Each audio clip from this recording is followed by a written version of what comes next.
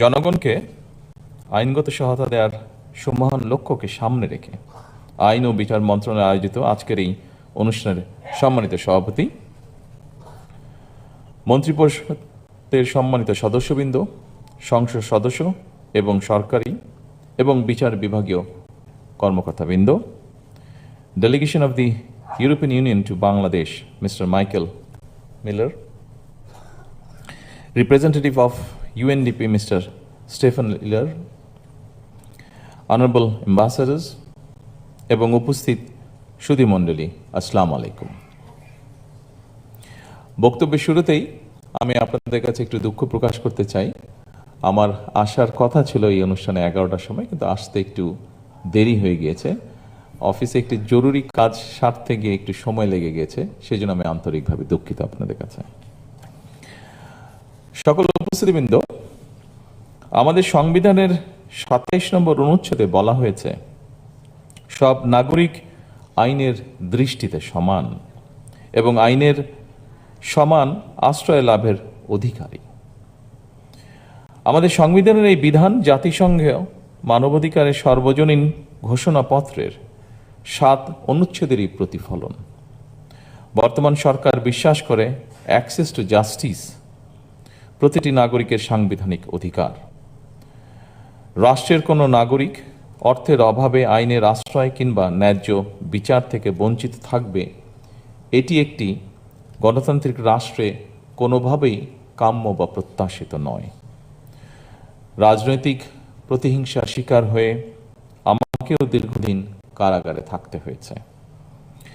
তখন আমি নিজে কারাগারে এমন অনেককে দেখেছি যারা শুধুমাত্র আর্থিকভাবে অসচ্ছল হওয়ার কারণে বছরের পর বছর ধরে বিনা বিচারে কারাগারে থাকতে বাধ্য হচ্ছেন বা হয়েছেন।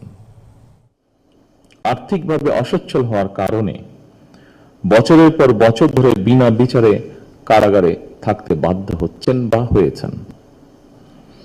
একজন মানুষ অর্থের অভাবে ন্যায় বিচার থেকে বঞ্চিত হওয়া একটি গণতান্ত্রিক রাষ্ট্রের কাম্য নয়। অবশ্যই এমন বাস্তবতায় আজকের এই আলোচনা বিশেষ তাৎপর্যপূর্ণ। অবশ্যই সম্মানিত উপস্থিতিবৃন্দ, যে কোনো রাষ্ট্র এবং সমাজের অগ্রগতি ও শান্তির ভিত্তি হচ্ছে ন্যায় বিচার।